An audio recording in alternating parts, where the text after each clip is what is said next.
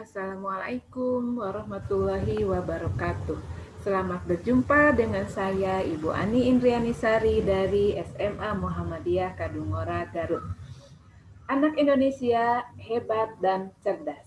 Nah, anak-anak sekalian, pada video pembelajaran kali ini, Ibu akan menyampaikan tentang sistem sirkulasi. Video pembelajaran ini terbagi menjadi 3 bagian.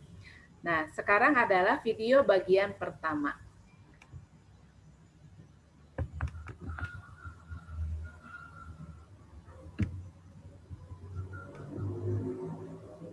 Tentang sistem peredaran darah. Nah, tujuan pembelajaran pada video kali ini adalah setelah menyimak video pembelajaran, siswa dapat memahami fungsi darah dan komponen darah. Macam sistem sirkulasi pada manusia ada 2, antara lain sistem peredaran darah dan sistem peredaran limfa.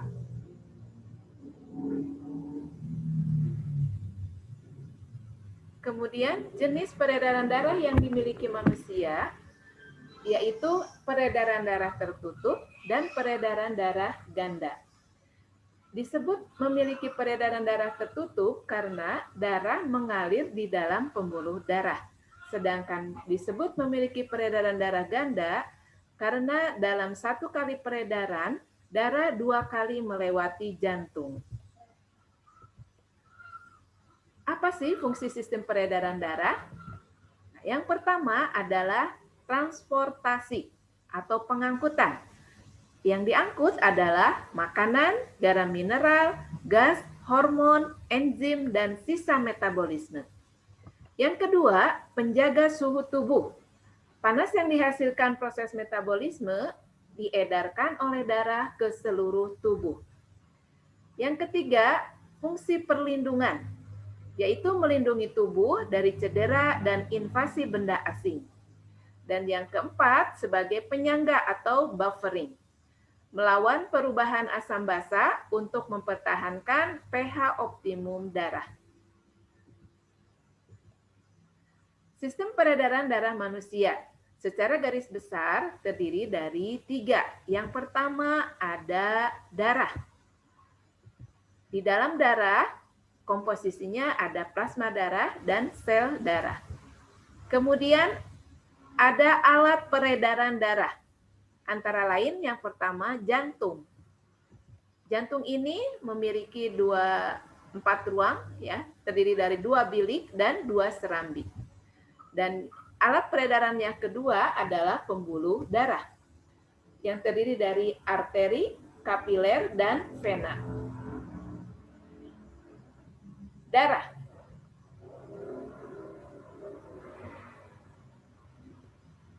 Komponen darah terdiri dari ada yang berupa plasma darah sekitar 55% dan berupa sel darah atau 45%.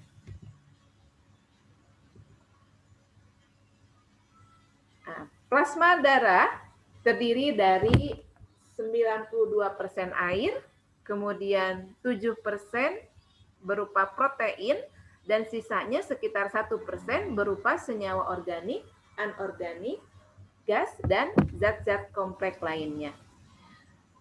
Dalam gambar itu terlihat darah, komposisi darah yang sudah disentrifugasi, ya, darah yang sudah disentrifugasi sehingga bisa dipisahkan antara bagian yang cair kemudian dan bagian yang padatnya. Terlihat di sana bagian yang plasma itu lebih banyak, tadi sekitar 55% komposisinya. Kemudian ada lapisan kuning, itu terdiri dari sel darah putih dan keping darah. Dan yang paling bawah itu ada sel darah merah. Untuk plasma darah, tadi ini yang pertama itu berupa protein plasma darah. Nah, macamnya ada albumin. Ini berfungsi untuk menjaga tekanan osmosis darah. Yang berikutnya ada globulin. untuk pembuatan antibodi. Dan yang ketiga ada fibrinogen untuk proses pembekuan darah. Adapun bahan campuran kompleks pada plasma darah, ini bisa berupa glukosa, asam amino, lemak, vitamin, hormon, garam mineral, gas oksigen, karbon dioksida, nitrogen, enzim, antigen, dan hormon. Juga terdapat produk metabolisme atau sisa metabolisme berupa asam urat, urea, kreatinin.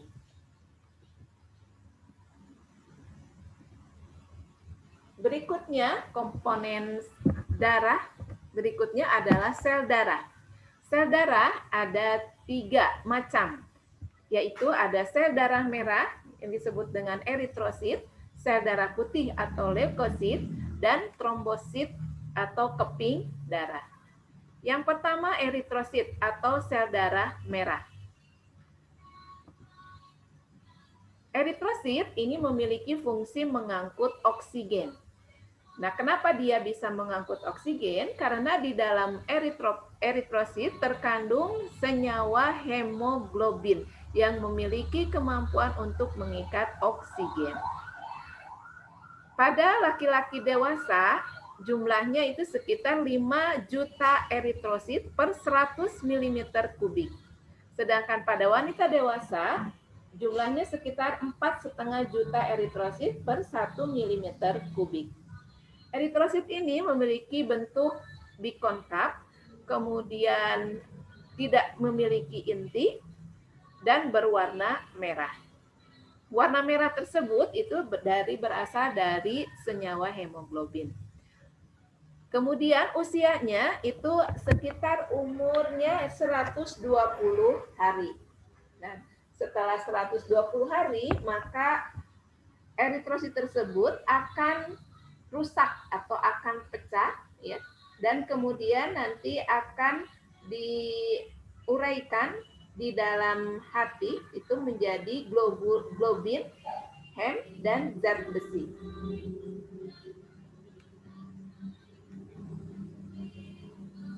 Sel darah merah yang kedua adalah leukosit atau sel darah putih. Sel darah putih ini berperan sebagai alat pertahanan tubuh.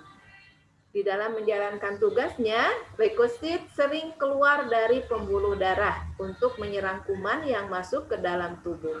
Prosesnya disebut diapedesis. Leukosit juga berperan untuk membersihkan sel-sel yang telah mati atau luruhan dari jaringan tubuh.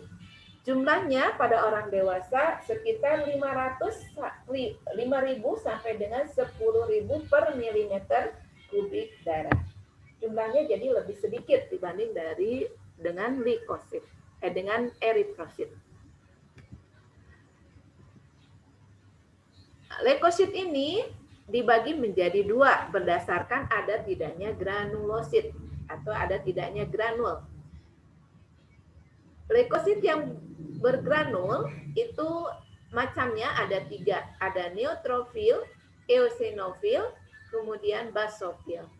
Sedangkan leukosit yang tidak bergranul atau agranulosit itu macamnya ada limfosit dan monosit.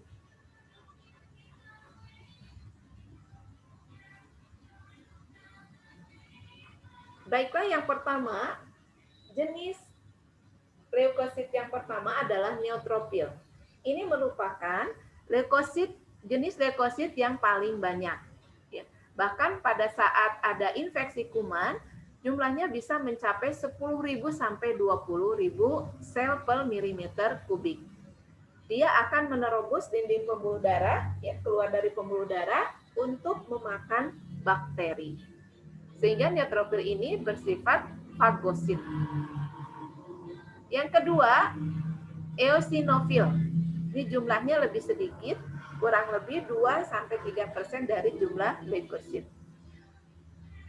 Eosinofil ini memiliki enzim penghancur yang berfungsi untuk menghancurkan parasit yang ukurannya lebih besar, misalnya cacing, dengan cara mengeluarkan enzim penghancur. Yang ketiga, basofil. Basofil ini memiliki granul yang mengandung histamin. Histamin merupakan salah satu sinyal kimia yang akan dikirimkan jika terjadi luka dan peradangan. Berikutnya ada limfosit. Ini merupakan jumlah terbanyak kedua setelah neutrofil. Limfosit ada dua macam, ada limfosit B yang berfungsi untuk memproduksi antibodi untuk merespon antigen tertentu. Sedangkan limfosit T, dia mengenali dan melakukan interaksi dengan antigen. Kemudian memproduksi zat limfokin untuk membantu limfosit B dalam merespon antigen, membunuh sel-sel asing, dan mengatur respon imunitas. Yang terakhir ada monosit, merupakan leukosit yang berukuran besar. Dia dapat bergerak secara amoeboid keluar dari pembuluh darah menuju ke bagian yang diserang oleh kuman ya, dengan cara memakannya.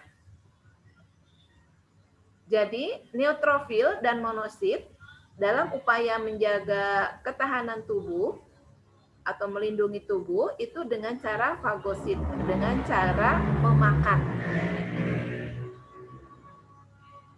benda asing atau makhluk asing yang masuk ke dalam tubuh. Jadi di sini kita bisa mengetahui ya, kelima macam leukosit ini memiliki cara-cara tersendiri dalam upaya untuk mempertahankan ketahanan tubuh, dalam menjaga ketahanan tubuh.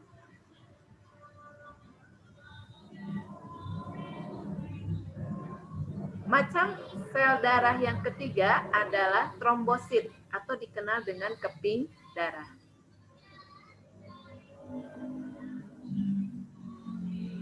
Merupakan bagian atau merupakan jenis sel darah yang ukurannya paling kecil. Kemudian bentuknya pun tidak beraturan. Jumlahnya sekitar 200.000 sampai 500.000 sel per milimeter kubik darah.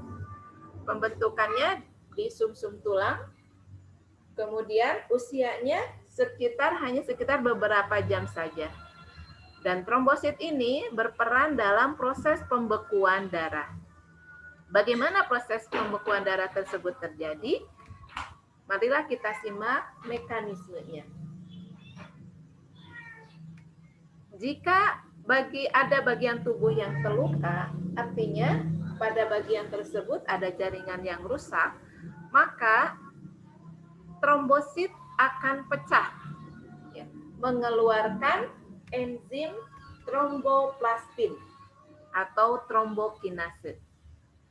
Kemudian tromboplastin ini akan bersama dengan ion Ca2+ dan vitamin K akan merubah protrombin menjadi trombin. Berikutnya, trombin akan merubah fibrinogen menjadi benang-benang fibrin. Nah, setelah terbentuk benang-benang fibrin ini, maka luka tersebut akan tertutup sehingga darah tidak terus mengalir. Nah, untuk video pembelajaran bagian pertama ini tentang sirkulasi, sistem sirkulasi, Ibu cukupkan sekian. Mudah-mudahan bermanfaat dan bisa membantu kalian untuk memahami fungsi darah dan komponen darah. Mohon maaf atas segala kekurangannya. Sekian. Wassalamualaikum warahmatullahi wabarakatuh.